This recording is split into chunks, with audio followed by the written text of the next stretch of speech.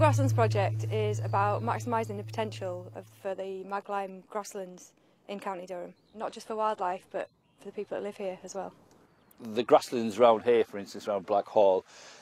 up till the 60s was natural grassland, and then it was ploughed out for arable, and then up till 1997 when the Turning the Tide project took over, they bought the land, and then from then on we've been trying to get the condition of the grasslands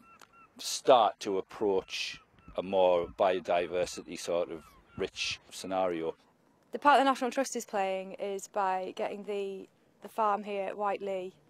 involved with HLS, high level stewardship, which means sorting out all the grassland management in terms of grazing and also scrub management. The gorse that you can see on the hillside behind me is basically taken over on what could be a really good mag-lime grassland site. So we've got to take out 1.1 hectares of this gorse over 3 years, and that's part of our HLS agreement.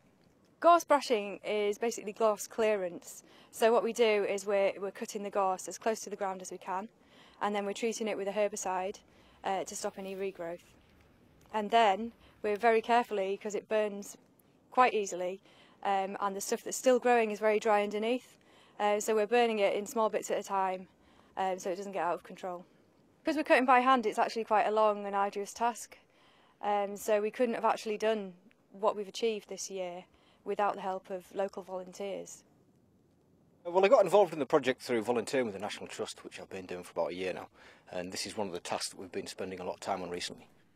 The British Isles has a great diverse landscape and habitat, and I think it's very important that we support that, and it's very rewarding to be part of a team that's helping that. The Limestone Landscape project is to try and bring some seed in from the really good quality grasslands that we have around here, and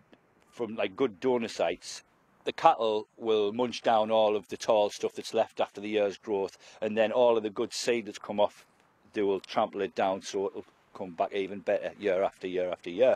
Some of the wildflower species we're hoping to see come back onto this hillside are bloody cranesbill, birdsfoot trefoil, lady's bedstraw, field scabious, really beautiful, diverse collection of wildflowers, which in turn is really great for invertebrates. One particular butterfly, which is quite unique to the area as well, it's the Durham Argus butterfly,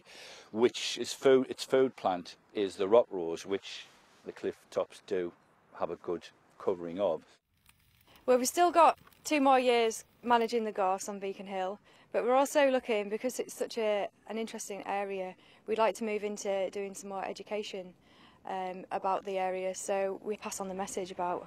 the special features of the Durham coast.